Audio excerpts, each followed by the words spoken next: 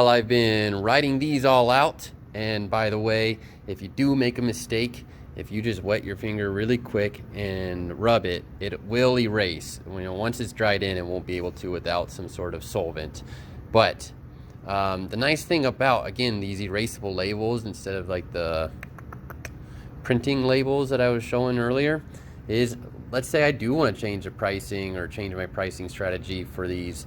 It's an easier change, and almost something you could just delegate out to a student if you need to.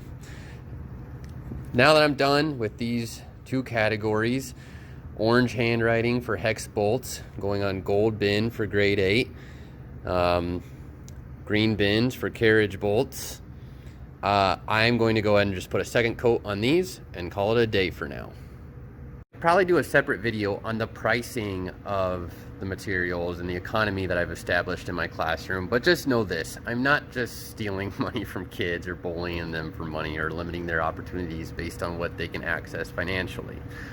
And when it comes to pricing, you may decide, here's my advice: make it so that the sentiment of resources come at a cost is communicated, okay?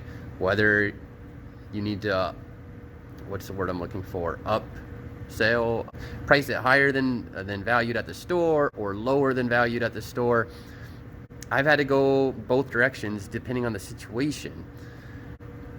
Again, this could be a whole separate video. So here's the finished bin so far, and they will be placed along the wall here and probably wrap up both sides of the whiteboard. I will talk about kind of my strategy with horizontal versus vertical organization, going from smallest to largest, and how to do that.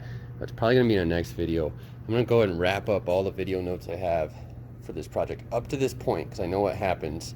I get so many, I dread doing it.